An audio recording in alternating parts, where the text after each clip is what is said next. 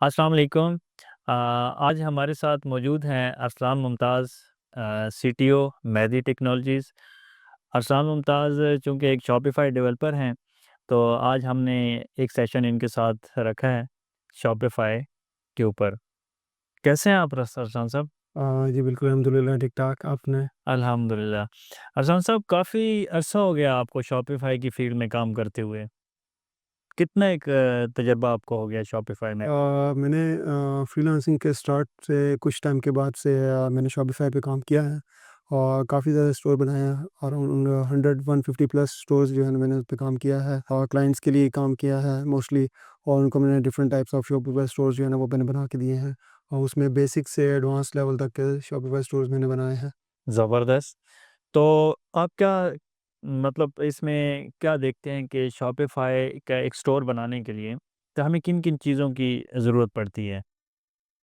Shopify का store बनाने के लिए आपको बेसिकली ये ज़रूरत पड़ती है कि वो आपका जो प्रोडक्ट है, क्योंकि शॉपिफ़ाई बेसिकली जो ना जाना जाता है वो इसलिए जाना जाता है कि ई-कॉमर्स स्टोर्स बनाने के लिए।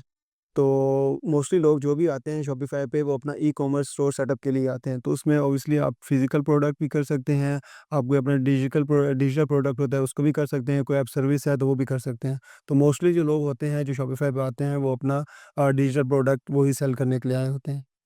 शॉपिफ़ाई में हम अपने प्रोडक्ट्स ही सेल कर सकते हैं या कोई और प्रोडक्ट्स ला के भी हम उसमें क्या तरीक़ाकार होता है कि हम इसको किस तरह मैनेज करना चाहिए? और एक जो बिगिनर होता है, वो कैसे इसमें शुरुआत ले सकता है कि वो शॉपिफ़ाई का एक स्टोर बनाए और ऑनलाइन शॉप बनाकर वो प्रोडक्ट को सेल करें? अच्छा, अगर कोई बिगिनर लेवल पे स्टार्ट करेगा तो उसको बेसिक अंडरस्टैंडिंग होनी चाहिए कि शॉपिफ़ाई काम कैसे करता है। उसको बेसिक देखना पड़ेगा कि शॉपिफ़ाई का जो सीएमएस है वो कैसे काम करता है, वो देखेगा। उसके बाद जो बिगिनर लेवल पे आएगा वो उसके पास 2-3 ऑप्शंस हैं। या तो वो अपना प्रोडक्ट कोई लेके आएगा तो वो उसको सेल करेगा। दूसरा ऑप्शन ये हो सकता है कि वो कोई ड्रॉप शिपिंग करे। ड्रॉप शिपिंग में ये होता है कि आप कोई प्रोडक्ट हंट करते हो, सोर्स करते हो कहीं से अलीबाबा, अली एक्सप्रेस से या किसी और वेबसाइट से जो फ़ेमस वेबसाइट है। वहाँ से आप प्रोडक्ट लेते हो, लेके आप उसको शॉपिफ़ाई पे अपने ब्रांड के नाम से कोई भी एक डोमेन खरीद लेते हैं, और एक डोमेन परचेज़ करते हैं, शॉपिफ़ाई का अकाउंट क्रिएट करते हैं। उसमें 2-3 ऑप्शन है। आपको शॉपिफ़ाई जो है ना स्टार्टिंग में 3 दिन के लिए ट्रायल पीरियड के लिए देता है। उसके बाद आपको वो देता है, अगर आपको ट्रायल सक्सेसफुल होता है, आप उसको प्रोडक्ट सेटअप कर लेते हैं, तो उसके बाद आप उसको मंथली सब्सक्रिप्शन वो अराउंड $30 पर मंथ की कॉस्ट उसकी आती है, शॉपिफ़ाई का अपना जो प्लेटफ़ॉर्म है। उसके बाद आपके जो प्रोडक्ट सोर्स कर रहे होते हो, उसकी कोई कॉस्ट नहीं है। आपने जस्ट अपना कोई थीम परचेज़ करना है, तो वो एक अलहदा कॉस्ट है। अगर कोई ऐप्स लेंगे, तो वो एक अलहदा कॉस्ट है। अगर आप वो नहीं चाहते, तो शॉपिफ़ाई बहुत सारी फ्री थीम्स भी देता है। आप वो यूज़ करके सिंपल अपना एक प्रोडक्ट सेटअप करके, अपना लोगो वगैरह लगा के, डोमेन कनेक्ट करके, 1-2 दिन के अंदर आप अपना जो है ना स्टोर रेडी टू मार्केट कर सकते हैं। क्या आप समझते हैं कि शॉपिफ़ाई का जो स्टोर है, उसको शुरू करने के लिए इनिशियल इन्वेस्टमेंट बहुत ज़रूरी है या बगैर किसी इन्वेस्टमेंट के भी इसको स्टार्टअप लिया जा सकता है? जो इसमें इन्वेस्टमेंट है वो आपकी टाइम की इन्वेस्टमेंट सबसे ज़्यादा इंपॉर्टेंट है। आप अपना टाइम की जो इन्वेस्टमेंट है वही इसमें ज़्यादा करेंगे, बाकी तो इसमें कोई ऐसा सच इन्वेस्टमेंट नहीं है। उसमें जो इन्वेस्टमेंट टाइम की वो ये है कि आपकी रिसर्च कि आपने किस टाइप का प्रोडक्ट करना है, ड्रॉप शिपिंग में क्या ट्रेंड है, कोई ट्रेंडिंग प्रोडक्ट आप सेलेक्ट कर लें जो मार्केट में चल रहा हो। इसमें ट्रेंडिंग प्रोडक्ट फाइंड करने के लिए बहुत सारे जो है ना टेक्निक्स हैं, जिसमें से आप देख सकते हैं कि फेसबुक एड्स के ऊपर जाके देखें कि कौन से लोग इस तरह का प्रोडक्ट सेल कर रहे हैं आजकल। टिकटॉक मार्केट प्लेस पे जाके देखेंगे वहाँ पे कौन सा प्रोडक्ट सेल हो रहा होता है। तो इंस्टाग्राम पे भी बहुत सारे प्रोडक्ट्स की वीडियो आई होती हैं, वो देखें, उसके ऊपर लोग देख सकते हैं। तो सबसे पहले जो इम्पोर्टेंट चीज़ होती है इसमें आपने अपना प्रोडक्ट फाइंड आउट करना है। अगर आपको प्रोडक्ट मिल गया अच्छा, तो फिर आप उसको किसी चाइना चाइना की कंपनी किसी के साथ आप वेबसाइट ढूँढें, वहाँ पे अगर वही प्रोडक्ट आप सोर्स कर लें और उसको ड्रॉप शिप कर लें अपने पास या वेयरहाउस में कहीं मँगवा लें और उसको शॉपिफ़ाई के ऊपर लिस्ट करके सेल करें, अपना प्रॉफिट मार्जिन रख के। तो ये बेस्ट टेक्नीक है शॉपिफ़ाई पे ड्रॉप शिपिंग करनी विदाउट एनी इनिशियल इन्वेस्टमेंट, ठीक है? इसमें इन्वेस्टमेंट यही है, जस्ट आपने अपना टाइम लगाना है, उसके बाद एक डोमेन परचेज़ करनी है और शॉपिफ़ाई की जो फ़ीस है वो पे करनी है। उसके बाद जब आपके पास ऑर्डर आते हैं, देन आपके पास कुछ थोड़ी-सी इन्वेस्टमेंट होनी चाहिए जिस पे आप ऑर्डर प्रोसेसिंग वगैरह सारी चीज़ें कर सकते हैं। तो इसमें कुछ मार्केटिंग्स भी के भी जो हैं चैलेंजेस दरपेश होते हैं कि अगर हमने एक स्टोर बना लिया है, हमने प्रोडक्ट सेल कर रहे हैं, तो उसमें मार्केटिंग की क्या स्ट्रैटेजीज़ होनी चाहिए कि मतलब एक प्रोडक्ट को सेल करने के लिए? सबसे पहले जो आपने स्टेप था ना वो आपको मैंने बता दिया कि प्रोडक्ट फाइंड आउट करना है। प्रोडक्ट आपने फाइंड आउट कर लिया, उसके बाद जो दूसरा स्टेप है वो आता है मार्केटिंग का, जो सबसे टेक्निकल और इम्पोर्टेंट स्टेप है, जिसकी बेस के ऊपर आपका प्रोडक्ट सेल होगा। तो उसके लिए आपको थोड़ी सी मार्केट रिसर्च करनी पड़ेगी। रिसर्च करने के बाद आपने देखना है कि क्या मैं इसके लिए कितना एड्स का बजट अलॉट कर सकता हूँ। उसकी बेस के ऊपर आपने अपना प्रोडक्ट सेल करना होता है। जो आपका बजट होगा उसके अंदर आप अपने एड्स चलाएँगे। एड्स चलाने के बाद अगर आपको ऑर्डर आ गए तो आपका प्रोडक्ट जो है वो सक्सेसफुल हो जाएगा। अगर आपको ऑर्डर्स नहीं आते, इसका मीन है कि आपका प्रोडक्ट फ्लॉप हुआ है या आपके एड्स के अंदर मसला है, आपके एड्स इतने क्रिएटिव नहीं है, या तो वो प्रोडक्ट मार्केट में इतना हाई डिमांड नहीं है जिसकी वजह से सेल नहीं हुआ।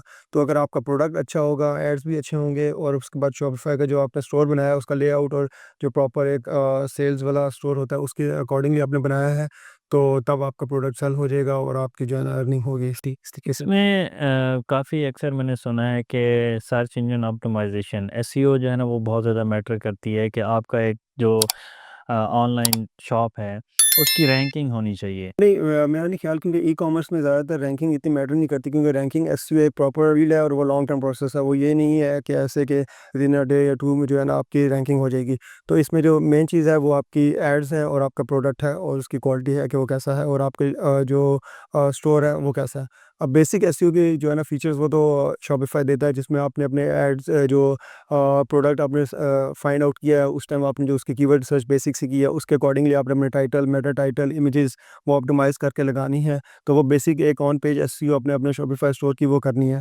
लेकिन जो ओवरऑल एसईओ का सिनेरियो है वो इसमें फिट नहीं बैठता। अब जैसे आपका ई-कॉमर्स स्टोर है, इसमें आपके एड्स और आपकी जो स्ट्रेटजी है एड्स को कैसे चलाना है वो इम्पोर्टेंट है। बाकी इसमें एसईओ वगैरह का इतना मैटर नहीं करता जैसे। तो इसमें अरसल साहब क्या मतलब कुछ रेफरल्स टाइप्स के भी कुछ बेनिफिट्स होते हैं कि अगर हम मतलब ताकि एक स्टोर तो बना लिया, ताकि एक स्टोर बन जाए उसके कुछ बेनिफिट्स मिल सकें, कुछ इस तरह के भी कुछ इसमें बेनिफिट्स? वो है बेसिकली डेवलपर्स के लिए, जो कोर डेवलपर्स होते हैं, जिनका काम ये होता है कि जैसे उन्होंने शॉपिफाई का स्टोर डेवलप करना है क्लाइंट्स के लिए, और उन्होंने डेवलप करके आगे क्लाइंट को हैंड ओवर करना है। वो उनके लिए नहीं है जो अपना स्टोर रन करना चाह रहे हैं, ठीक है।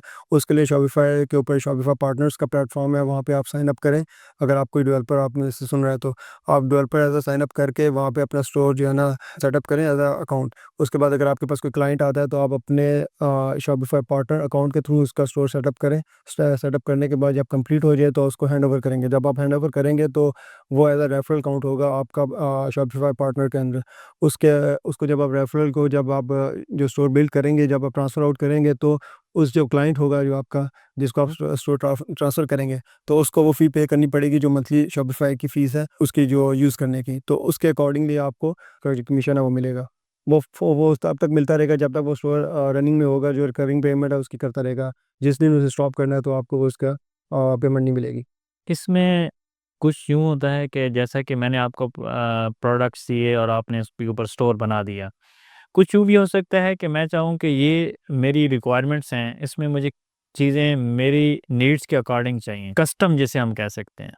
हाँ, वो भी कर सकते हैं। अगर कोई जो शॉपिफ़ाई डेवलपर है, बेसिक कस्टमाइज़ेशन आप इज़िली कर सकते हैं, थोड़ी एचटीएमएल, सीएसएस की चेंजेस वगैरह।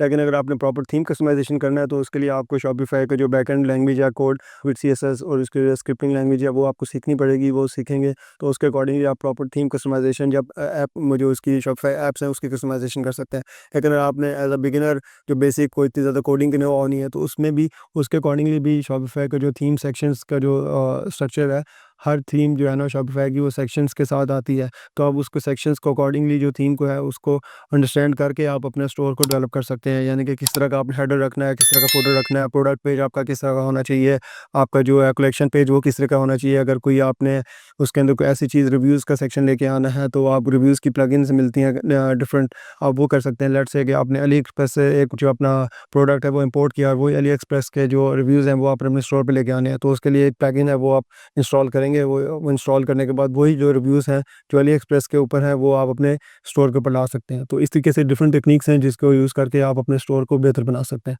मतलब शॉपिफ़ाई को सीखने के लिए आपको इतनी तगोदा नहीं करनी पड़ेगी, और क्या इसमें ग्राफ़िक्स का भी हमें काम सीखना चाहिए? ये तो बहुत इम्पोर्टेंट है, क्योंकि जो चीज़ सेल होगी वो ही होगी जो दिखने में अच्छी है। अगर आपका स्टोर दिखने में अच्छा नहीं है तो वो सेल नहीं होगा। चाहे आपने जितना ही अच्छा प्रोडक्ट क्यों ना सेलेक्ट किया हो, कोई अच्छी थीम यूज़ की हो, सब चीज़ें आपने अच्छी एसईओ भी अच्छी की हो, लेकिन अगर आपका जो उसकी लुक एंड फील है, जो उसका यूआई यूएक्स है, वो अच्छा नहीं है, तो आपका प्रोडक्ट सेल आउट नहीं होगा। अगर आपके एड्स उसी तरह से अगर आपके एड्स हैं वो भी अच्छे नहीं है, तो तब भी आपका प्रोडक्ट सेल नहीं होगा।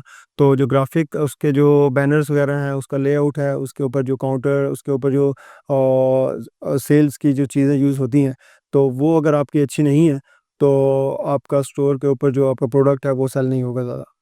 आप क्या समझते हैं मार्केट में इस टाइम क्या शॉपिफ़ाई स्टोर्स की जो हमारे मैट्रिक पास, इंटरमीडिएट, बैचलर्स जो स्टूडेंट्स हैं या कोई जॉब होल्डर हैं, तो क्या ये शॉपिफ़ाई पे वर्किंग कर सकते हैं और क्या मार्केट में इसकी क्या डिमांड है?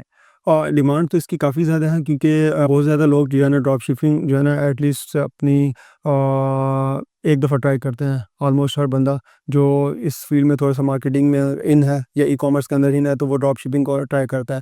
तो शॉपिफ़ाई एक ऐसा प्लेटफ़ॉर्म है जो ईज़िली कोई भी बंदा सीख सकता है विदिन अ मंथ। यूट्यूब पे बेतहाशा वीडियोज़ मौजूद हैं, जिसके ऊपर आप बेसिक लेवल से एडवांस लेवल तक आप शॉपिफ़ाई सीख सकते हैं। उसमें सबसे पहले आप क्या करें कि आप एक शॉपिफ़ाई की जो डिबर्ट थीम है उसको लें और एक प्रोडक्ट लें, उसके ऊपर अपना स्टोर क्रिएट करें और उसको स्टोर क्रिएट करने के बाद उस डिबर्ट थीम को अच्छे तरीके से सीख लें। जब आप एक थीम सीख लेंगे, तो उस शॉपिफ़ाई का जो थीम स्ट्रक्चर है वो आपको समझ आ जाएगा।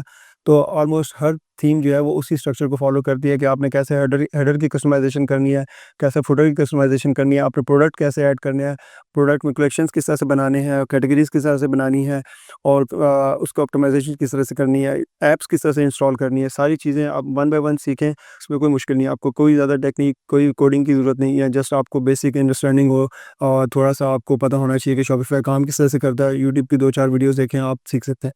सन साहब आपने इतना अच्छा काम किया है तो आप क्या मतलब क्या आप लेसन देना चाहेंगे या क्या एक मैसेज देना चाहेंगे कि आपको किन दरपेश चैलेंजेस का सामना रहा है? चैलेंजेस तो हर फील्ड में होते हैं। जब भी आप स्टार्ट करते हैं, कोई एक नई चीज़ स्टार्ट करते हैं, तो आपको चैलेंजेस होते हैं। तो जब मैंने स्टार्ट किया था, मुझे तो शॉपिफ़ाई का टू बी ऑनेस्ट पता ही नहीं था। मैं तो वर्डप्रेस के ऊपर कुछ काम करता था और मेरे पास एक क्लाइंट आया, उसने कहा कि शॉपिफ़ाई का स्टोर है, ये बनाना है। तो मुझे तो आइडिया नहीं था कि शॉपिफ़ाई होता भी क्या है उस टाइम। तो फिर मैंने यूट्यूब और गूगल से सर्च किया, वहाँ से सीखे, देख-देख के सीख के मैंने देखा कि भाई शॉपिफ़ाई होता क्या है, काम कैसे करता है। मोस्टली लोगों को सिर्फ़ वर्डप्रेस का ही पता होता है, शॉपिफ़ाई का अब तो बहुत ज़्यादा ट्रेंड हो गया पता है, लेकिन उस टाइम जो है ना शॉपिफ़ाई को इतना ज़्यादा इन नहीं था। मोस्टली लोग जब भी ई-कॉमर्स स्टोर बनाते थे, तो वो वर्डप्रेस के ऊपर बनाते थे। तो वर्डप्रेस के बाद सबसे ज़्यादा जो फेमस सीएमएस जो ई-कॉमर्स के लिए यूज़ होता है, वो ये शॉपिफ़ाई है। तो शॉपिफ़ाई के ऊपर अगर आप आना चाहें, स्टार्ट करना चाहें, तो अभी तो बहुत ज़्यादा मटेरियल पड़ा हुआ है। आपके पास ऑनलाइन रिसोर्सेज़ में बहुत सारी चीज़ें पड़ी हैं। यूट्यूब पे बेतहाशा वीडियोज़ पड़ी हैं, जिसमें सबसे ज़्यादा वीडियोज़ आपको ड्रॉप शिपिंग की मिलेंगी। ड्रॉप शिपिंग में कई तरीके से ड्रॉप शिपिंग करते हैं। बहुत सारे स्टोर्स हैं, बहुत सारी ऐप बनी हुई हैं, जो शॉपिफ़ाई के साथ इंटीग्रेट करके आप ड्रॉप शिपिंग कर सकते हैं।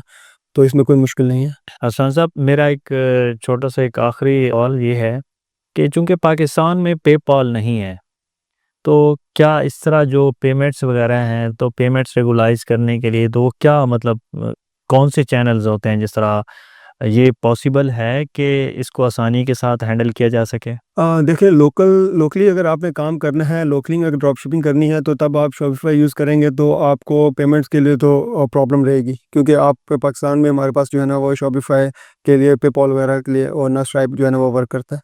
तो इसमें ज़्यादातर लोग जो यूज़ करते हैं वो कैश ऑन डिलीवरी करते हैं, ठीक है? तो कैश ऑन डिलीवरी के लिए जितने भी लोग जो ई-कॉमर्स स्टोर बना रहे होते हैं, जिनको इतना ज़्यादा कोडिंग से नो-हाउ नहीं है, तो वो या तो वर्डप्रेस यूज़ करते हैं या तो फिर शॉपिफ़ाई यूज़ करते हैं। अगर शॉपिफ़ाई यूज़ करते हैं, तो उसमें कैश ऑन डिलीवरी का ऑप्शन है, फिलहाल पेपॉल का ऑप्शन नहीं है। तो अगर आप किसी क्लाइंट के लिए कर रहे हैं जो जिस कंट्री में जो है ना पेपॉल या स्ट्राइप या कोई और पेमेंट मेथड एक्सेप्ट करते हैं, तो वहाँ पे यूज़ कर सकते हैं, लेकिन पाकिस्तान के अंदर जो है ना शॉपिफ़ाई में पेपॉल अवेलेबल नहीं है फिलहाल। Thank you very much Arsalan साहब। आपकी आमद का बहुत शुक्रिया, आपके टाइम का बहुत शुक्रिया।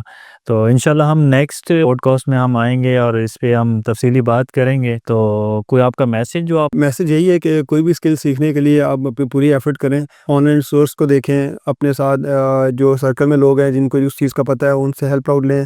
अब तो चैट जीपीटी भी आ चुका है, तो चैट जीपीटी आपको बहुत सारे अच्छे आइडियाज़ दे देगा कि किस तरीके से शॉपिफ़ाई का स्टोर सेटअप करना है, कौन-कौन से जो है ना ऐप्स हैं, कौन-कौन सी प्लगइन्स हैं जिनको यूज़ करके हम कर सकते हैं। तो आजकल के दौर में एआई है और अब एआई बहुत ज़्यादा इन हो गया है शॉपिफ़ाई के अंदर भी, तो वो भी बहुत ज़्यादा चीज़ें यूज़ होती हैं। तो रिसेंटली मैंने देखा है कि शॉपिफ़ाई के अंदर अभी एआई की इंटीग्रेशन काफ़ी ज़्यादा हो गया है, तो उसके थ्रू भी आप बहुत सारा काम कर सकते हैं। तो यही मैसेज है कि कोई भी चीज़ सीखने के लिए जो है ना आपकी डेडिकेशन चाहिए होती है।